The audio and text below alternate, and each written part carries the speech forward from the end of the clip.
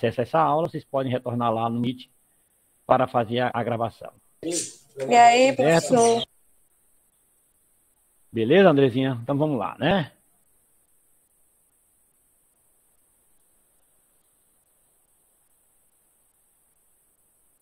Compartilhou aí para vocês? Não. Peraí, aí, vai compartilhar agora. Agora chegando. sim. Chegou? Isso. Chegou. Então, o espaço agrário brasileiro. Vamos lá, né? Então, faz parte do capítulo 10, né? É a nossa aula de hoje, que é o espaço agrário brasileiro, que é o último capítulo da unidade e do livro, e também vai fazer parte da última avaliação da unidade. Nesse capítulo aí vai ter a página 258, que são as atividades. Você vai fazer da 1 a 10, só respostas. Identifica lá seu nome, sala, tudo direitinho. Procura não errar, não rasurar, para não perder ponto. Beleza? Então, vamos lá.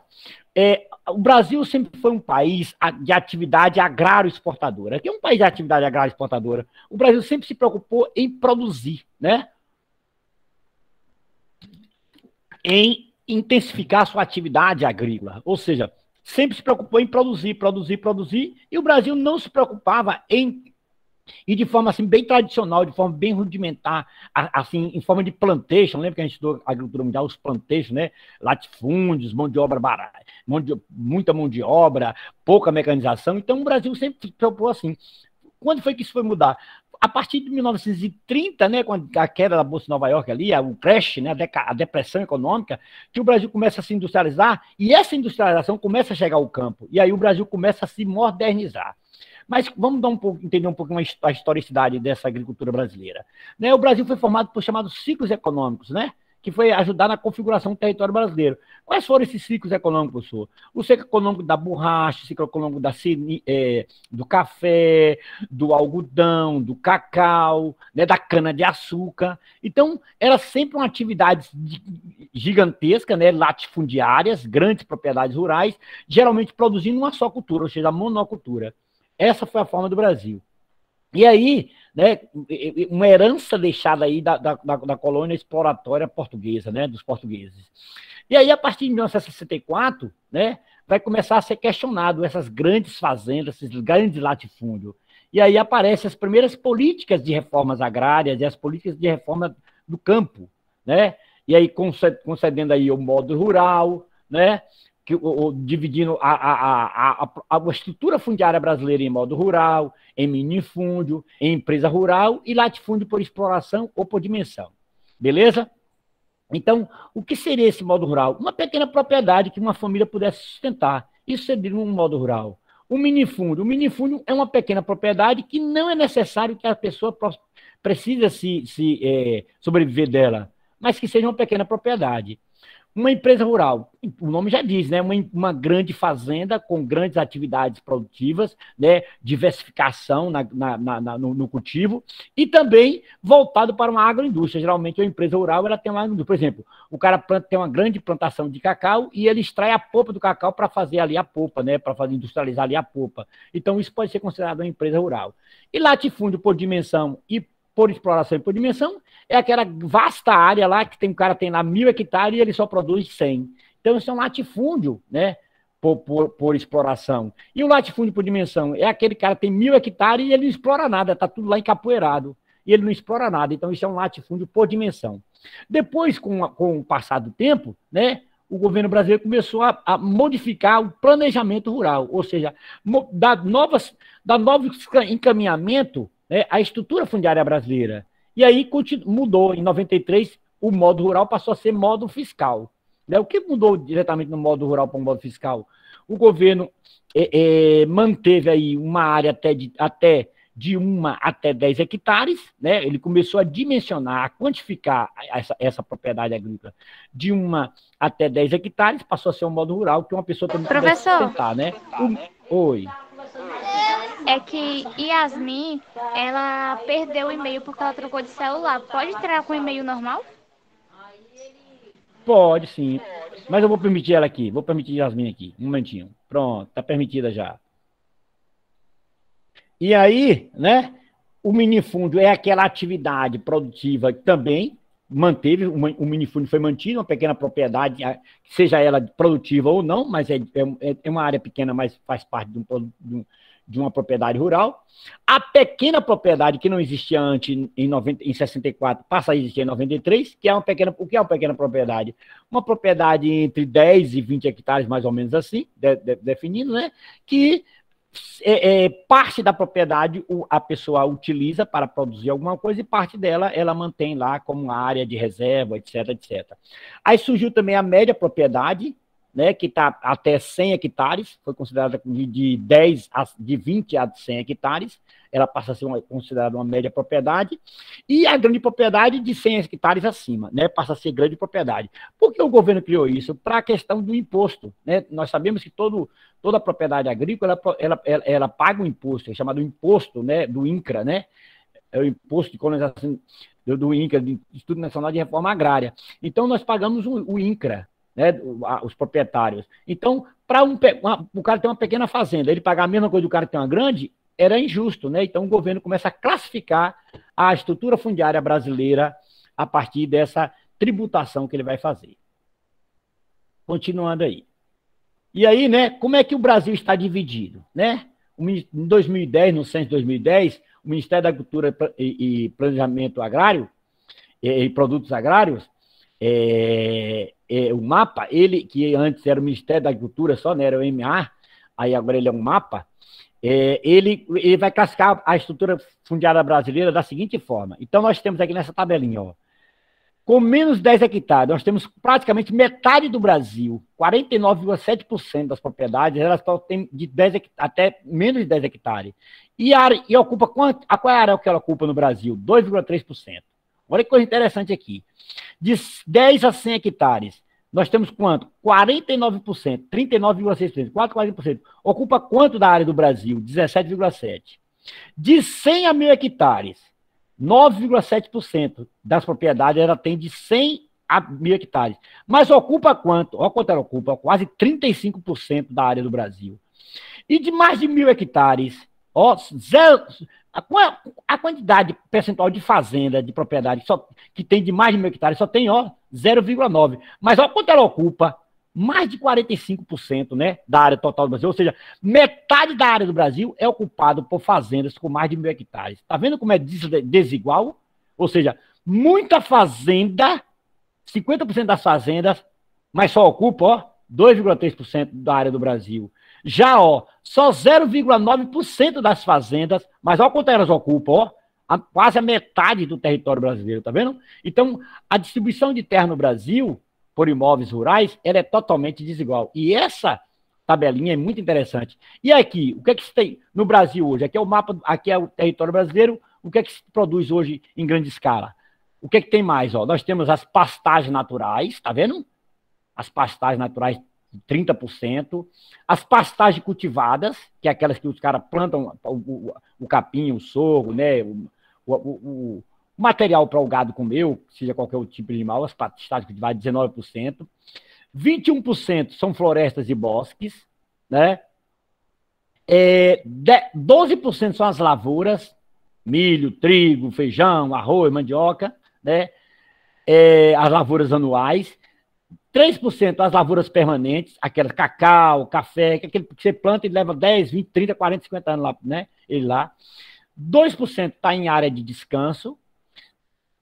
7% terras produtivas, mas sem utilizar, né? Capoeiras, tudo tá ali. 5% não agricultáveis, áreas de mangue, áreas de areia, né? Áreas de pântanos. E 1% reflorestamento aproveitado, ou seja, área reflorestada. Matas que foram devastadas, depois foram recuperadas. Então, essa é a distribuição de terras em percentuais no território brasileiro. E aqui nós temos algumas coisas interessantes. Essa tabelinha mostra que há uma perversidade, né? Há uma desigualdade gigantesca na quantidade, na distribuição de terras, né? Para você ter uma ideia, ó, nós temos mais pastagem do que lavouras. Então nós temos mais pastagem. Por quê? Porque nós somos o primeiro produtor de gado, né? O primeiro produtor de bovino no mundo. Por isso nós temos mais pastagem. Então, a quantidade de pastagem é praticamente mais do que o dobro da de lavouras. Tá vendo? Então, isso é um pouco desigual. Mas o grande problema está aqui, ó. A grande quantidade de terras, a grande quantidade de terra no Brasil, dominado só por 0,99% das pessoas. Enquanto que a grande quantidade de pessoas no campo domina só 2,3% de terra. Então, essa desigualdade aqui faz com que ocorra, né, uma concentração fundiária, que no livro de vocês vai estar lá explicando sobre isso também. Uma concentração fundiária. E o que é que vai gerar? Vai gerar essa concentração fundiária, o homem vai dominar várias terras, e aquele cara pequenininho lá, que estava lá no meio da terra, lá no meio da fazenda de alguém lá, ele vai ser comprado a terra dele, e ele vai, o grande produtor vai comprar aquela terra dele ali e vai expulsar ele dali. E aí vai formar, primeiro grande problema, o êxodo rural. O que é o êxodo rural? O cara vai deixar o campo e vir morar na cidade. Ele tinha um pedacinho de terra, o grande produtor foi lá e comprou na mão dele, abafou ele lá e comprou, e ele veio morar no campo, ou ele veio morar na cidade. Então, a grande concentração de terra gera um dos primeiros grandes problemas, o êxodo rural. E aí eu falei que grandes propriedades no Brasil, né, mais de 45% das terras, estão com pessoas com mais de 1.000 hectares, né? Gigantescas fazendas. E isso gera o quê? Uma concentração fundiária, tá vendo? Isso gera uma concentração fundiária. Essa concentração fundiária vai desencadear em quê, professor? Vai desencadear na revolta no campo e a criação dos movimentos da luta pela terra, no caso nosso aqui, o MST. As pessoas não vão ter terra para produzir, né? A grande quantidade de terra está na mão de poucas pessoas e muitas dessas pessoas não usam para fazer nada. A terra fica lá parada, né? Especular, a gente falou isso quando estudou em urbanização, especulação imobiliária, também tem especulação, né, fundiária também. Ou seja, o cara tem mais de 1.000 hectares de terra e ele não faz nada na fazenda. Não bota nem um jegue lá para ficar dentro lá. Então, ele fica ali especulando para quando a terra estiver cara, ele vender. Então, isso gera uma revolta para quem não tem terra, ou para quem tinha seu pedacinho de terra e foi vendido. Então, essas revoltas no campo criam esses movimentos sociais. No nosso caso aqui, o MST, que é o Movimento dos Sem Terra. Obviamente, essa revolta, essa concentração de terra gerando essa revolta vai desencadear nos conflitos, né? Nos conflitos. Ou seja, olha como é o Brasil, ó. O Brasil tem as principais produtoras, né? Na atividade agropecuária, o Vale do Amazonas, o Meio Norte, o Sertão de São Francisco, o Agreste, o Cariri, a região de Vitória da Conquista, são grandes fronteiras, consideradas como grandes fronteiras agrícolas. O Cerrado, com o Pantanal, né, junto com o Pantanal ali, o Triângulo Mineiro, o norte do Paraná, são verdadeiras cinturões agrícolas, né, celeiros agrícolas. Então, eles são localizados, né, são áreas de expansão agrícola. Então, essas áreas aqui, elas estão cada vez mais se expandindo, mas geralmente se expandindo com grandes propriedades rurais. A concentração de terra no Brasil, ela não para, né? Ela não para. Esse mapinha mostra como o Brasil está distribuído as atividades agropecuárias no Brasil. E essa concentração não para. Essa concentração vai acabar gerando um grave problema, né? Um grave problema que nós vamos ver daqui a pouquinho. Mas vamos ver agora aqui a questão da pecuária. Nós vimos ali a questão da agricultura, naquele mapinha anterior, e aqui a pecuária. Quanto maior a bola, maior a atividade pecuária. Então, a gente destaca aqui, ó, o norte mineiro, né, o Triângulo Mineiro, o sul mato-grossense, tá vendo? O sul mato-grossense, o centro-oeste, né? O extremo sul porto-alegrense. Essas são as principais áreas de produção agropecuária no Brasil. Esse mapinha também eu trago do livro para vocês aqui, para vocês terem uma ideia.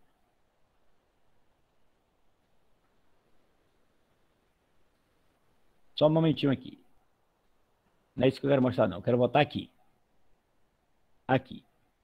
Então, ó, devido a essa grande concentração de terras, né, que tem no Brasil, né, por conta dessa grande, desses grandes latifúndios, a gente mostrou naquela tabelinha anterior ali, as propriedades com mais de 1.000 hectares, elas dominam praticamente metade do território brasileiro, esses conflitos acontecem constantemente, né?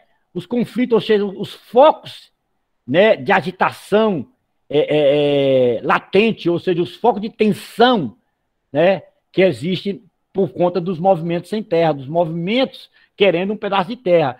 Aquilo que eu falei, o cara tem uma grande propriedade agrícola, né? Ele não faz nada na propriedade agrícola, aí o pessoal do MST, vamos invadir, o cara não tem nada lá, não planta nada, não faz nada, está há 20 anos abandonada. Aí o MST vai e invade.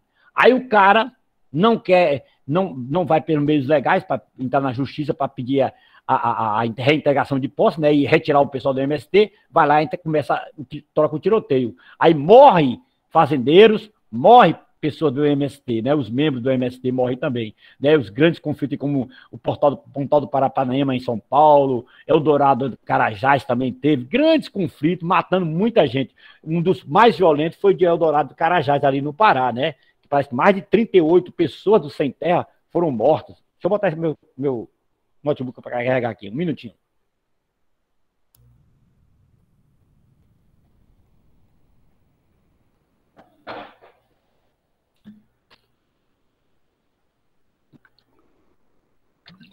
Beleza. Então, esses conflitos, essas bolinhas mais verdes aqui, maiores, que estão vendo aí no mapa de vocês, são as áreas de tensões, de foco, né? Olha a Bahia, tá vendo? Ó, a Bahia. Olha o Pará, ó, o Pará, o Maranhão e o norte do Tocantins, ó.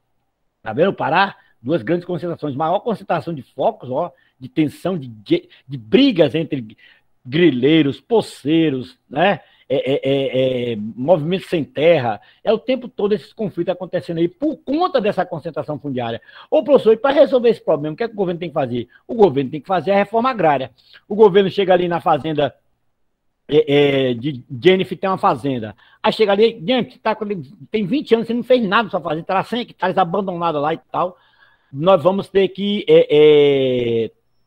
fazer uma reforma agrária dessa fazenda sua aqui. Aí o governo vai lá, manda uma pessoa da justiça avaliar a terra de Jennifer, vê quanto é que custa, aí paga aquilo ali em justiça, toma aquela propriedade de Jennifer, recebe aquela propriedade de Jennifer, né, porque ele paga em justiça, o governo, e aí fatia ela em vários lotes, em 10 hectares, dependendo do tamanho da terra, né, em 10 hectares, 20 hectares, 5 hectares, e aí ele bota várias famílias ali, né, chamados assentamentos rurais. Então, isso é reforma agrária. Então, para resolver esse problema da concentração fundiária e dos conflitos, tem que fazer a reforma agrária. Muitas vezes, né, os produtores não aceitam, né, vender, e aí entra na justiça para impedir que essa propriedade seja vendida, seja apropriada para a reforma agrária, ou seja levada para a reforma agrária. Aí muitos deles arranjam dinheiro no banco, aí começam a investir. Então, a terra não pode ficar isso como especulação. Muita gente passando fome com um cara com mais de 1.000 hectares sem produzir um tomate, né? Então não é justo isso também. Então você tem que ter sua terra, tem que ter. É propriedade privada, isso é constitucionalmente, é constitucional. Mas você tem que, ela tem que ter um efeito social, ela tem que estar produzindo alguma coisa, né? Não pode estar lá só especulando. Por isso que esses conflitos acontecem. E continuando aqui, nós temos aqui, né, no Brasil também hoje, a gente falou lá na aula de agricultura geral, no Brasil também vem acontecendo os chamados movimentos alternativos, né? O que são os movimentos alternativos? Aqueles movimentos que vêm gerando, através dos produtos agrícolas orgânicos, da atividade dos produtos agrícolas sem pesticida, sem inseticida, sem fungicida. Então, no Brasil vem crescendo muito, né, esses movimentos alternativos também. E eu não vou ler todo o texto, vou deixar aí só para vocês depois terem acesso a isso aí, porque essa aula vai estar lá gravada. Então, como por conta dessas atividades também de agricultura orgânica, de um campo mais social, sem botar trabalhos de crianças, né, menores trabalhando ali, então, tudo isso vem se desenvolvendo no Brasil também, aí, os chamados movimentos alternativos. E aqui, eu vou só fazer uma leitura aqui do final desse tópico aqui, para me explicar uma coisinha para vocês. Olha o que aqui diz o final do slide. A problemática resultante do modelo agroquímico de produção, surgido no final do século XIX, motivou a criação de diversos movimentos contrários à devastação dos recursos naturais, centrado na busca de modelos alternativos de produção agrícola, sustentáveis entre eles, a agricultura biodinâmica, orgânica, biológica, natural, permacultura e, mais recente, a organo-mineral ou SAT, produção sem utilização de agrotóxicos. Tais modelos alternativos de produção, apesar de possuir práticas e princípios orientadores diferentes, buscam o ideal de sustentabilidade dos agrossistemas. Então, o que é que a gente discute aqui também? A gente discute aqui também a questão ambiental, né, gente? A questão ambiental é muito importante. Por exemplo, você tem uma área de pecuária e tem um rio, passa um rio na sua fazenda, né? Aí você não se preocupa com o rio, você desmata tudo. Inclusive aquelas chamadas as matas ciliares ali que ficam às margens do rio. Você desmata tudo. A tendência é aquele rio um dia sofrer, né, assoreamento. O que é assoreamento, professor? A chuva vai lavando a terra ali nas margens do rio, vai enchendo o rio de terra, vai enchendo. Daqui a pouco ele perde a sua batimetria, ou seja, a sua profundidade. O rio está assoreado. Qualquer enchente invade também sua fazenda, invade sua sede e tal, tudo mais, se sua sede for próximo do rio. Então, tudo isso, esses movimentos, não é só para dizer que a agricultura é orgânica, que a agricultura tem que ser uma agricultura sem produtos químicos, mas também visando a questão dos agrossistemas florestais, dos agrossistemas ambientais, né? Você conciliar sua atividade produtiva, né, junto com as questões também de interesse ambiental. No Brasil hoje, é muito marcante hoje, todo mundo hoje tem que ter uma reserva, né? A área de reserva, ou seja, uma reserva de proteção. Eu não lembro muito bem aqui a quantidade, por área. Por exemplo, 100 hectares, parece que são 10%, parece que você tem que ter 10 hectares de reserva, ou seja, você tem que deixar lá reservado, como uma mata, como um bosque, né? Ou seja, para a questão da proteção ambiental daquela sua propriedade. Então, tudo isso hoje no Brasil vem se discutindo ferrenhamente por questões, né, de interesses de grupos ambientalistas. E uma outra coisa interessante também nesse slide aqui, que a gente chama atenção também, deixa eu botar esse outro slide aqui, ó. Olha o segundo parágrafo aqui, ó. As atuais crises econômicas e ecológicas globais evidenciam e expõem a insustentabilidade do padrão produtivo da agricultura industrial, estampado na dependência dos países do primeiro mundo, centrado na importação de commodities agrícolas produzidos no terceiro mundo. Esse fato vem chamando a atenção para a convergência de 3 grandes dilemas descritos, com os quais as humanidades se deparam. O primeiro se refere ao aumento exponencial dos preços do petróleo e suas implicações, os custos dos agroquímicos, né, as mudanças climáticas, né, e a degradação e a perda de ritmo acelerado da agrobiodiversidade. Ou seja, o que tem a ver, professor, petróleo com a agricultura? Tudo a ver. Muitos dos produtos derivados do petróleo são produtos químicos que são utilizados no campo. O plástico, por exemplo, né? Os não biodegradáveis, né? Entre outros, vários outros, como é que fala? Vários outros elementos, né, que fazem parte da cadeia produtiva do petróleo, que também é comprado. Se o petróleo aumenta, esses produtos também vão aumentar, inclusive os agroquímicos, né? Então, daqui a pouco vai chegar um valor exorbitante que o pequeno produtor não vai conseguir nem comprar nada. Então, por conta dessa situação também de grande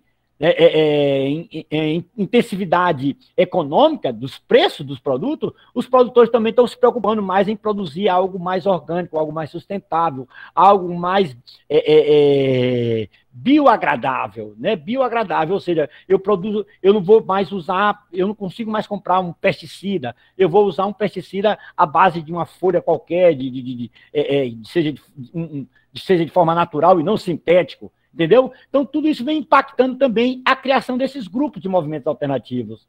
Eu não tenho dinheiro para pagar, para comprar adubo. Eu boto esterco, né? Esterco, a chamada bosta de boi, né? As fezes do boi, né? O esterco do boi. Eu coloco lá o esterco do boi, eu coloco o esterco do porco, porque também ele vem carregado de produtos químicos, de elementos químicos, que vai ajudar na minha agricultura. Então, tudo isso vem gerando alternativas, né, no Brasil, que vem contribuindo para o crescimento desse movimento alternativo. No livro de vocês têm 2 mapinhas interessantes. Nós temos um mapinha que mostra a modernização da agricultura brasileira, né? Na página 252, está lá no livro de vocês, Vocês vão ver, quanto mais vermelho no local, ele é mais mecanizado, quanto mais verde, menos mecanizado. Tem um outro mapinha interessante também, que ele está colorido para aí no meu mapa, ele está meio preto e branco, mas no livro de vocês ele está colorido, que na parte 255 fala da concentração fundiária e dos focos, né? Onde se concentra mais terra, onde tem mais foco de tensão, conflitos, né, no campo. E tem um terceiro mapa na parte 256 que vai falar também aí, né, das principais estados, os principais conflitos do campo também, né? E o estado do Pará, ele está aí em primeiro lugar, e eu falei nesse para vocês, do grande massacre lá de Eldorado do Carajás, da morte de mais de 20 membros do MST mortos pela polícia ali, no confronto com a polícia ali, e esse conflito, essa disputa da terra do campo, ela é muito intensa no Brasil e muito, né, pecaminosa por conta dessa situação aí. E uma outra situação também que você não pode deixar de fazer uma leitura também é a questão desses movimentos alternativos, não só visando essa agricultura orgânica, mas também a manutenção dos agrossistemas, olhando pela ótica da questão ambiental. Beleza? Praticamente, o capítulo 10 é isso aí, né? Bem assim, bem, como é que fala? Bem resumido, mas de uma forma bem pontual, né? Nós falamos do capítulo 10. Vocês só vão estudar 4 questões básicas, vão estudar o histórico da agricultura brasileira, no capítulo 10, a modernização da agricultura brasileira, a concentração fundiária e os conflitos no campo. Praticamente, vocês vão estudar só isso aí para fazer a nossa provinha, que eu vou estar... daqui até amanhã eu já divulgo para vocês aí no grupo que dia vai ser a prova, o horário. E não esqueçam de trazer no dia da prova a atividade da página 258, desculpa. No PDF ela vai estar, pode mudar, viu? Quem tiver o livro no PDF, ela pode mudar. 258 até a questão 10ª. Não é necessário fazer a 11, é só a questão 10ª. Professor, só a resposta, né? Alguma pergunta, alguma dúvida? É livro do segundo ano ou do primeiro? O livro é do segundo ano, gente. Tem nada a ver com... primeiro ano acabou. Não tem mais nada do primeiro ano. Concentre-se só no livro do segundo ano. Ô, professor. Oi, Zé. A atividade só as respostas ou tem que ter pergunta? Só respostas. E pode ser feito em dupla. Que nada, professor. Chega e cola aqui na Rua Monte Castelo, vem bater o rango mais eu. Como? Puxa, que nada. Cara, velho. Negócio de estudar, cola aqui na Rua Monte Castelo, vem bater o rango mais eu. Professor. Vamos, pera, só um minutinho. Deixa eu abrir aqui os participantes para me fazer a chamada. Não saia da sala, não. Ô, professor. Fale, Letícia. Pode falar. Pode fazer sozinha? Oi? Pode fazer só? Pode sim. Ok. Então, Ana Beatriz está aí. A Andresa está aí. Stephanie está aí.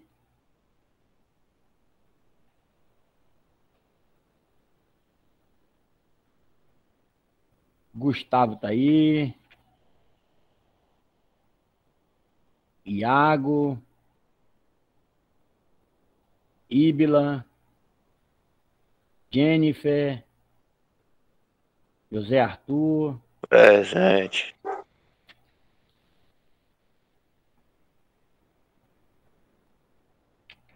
Cauê. Kelvin. Letícia. Edson.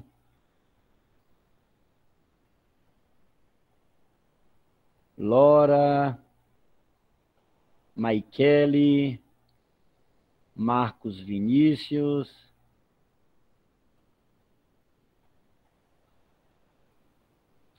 Nátila. Reinaldi. Stephanie. Ô, gente, alguém entrou aí, saiu, caiu. Foi Riverson, não foi? Yasmin. Riverson e Salomão. Salomão também, não foi? Caiu, não foi? E Riverson também. Pessoal, Para aquelas pessoas, Andrew e outros aí, Raí, que não estavam presentes na aula, vocês passam para eles as informações, viu? Da prova do capítulo 10 e da atividade. Beleza, galera? Beleza. Valeu, um abraço, tchau, tchau. Espero vocês a semana que vem já para a gente fazer nossa provinha e nossa atividade. Tchau, tchau, hein? Tchau.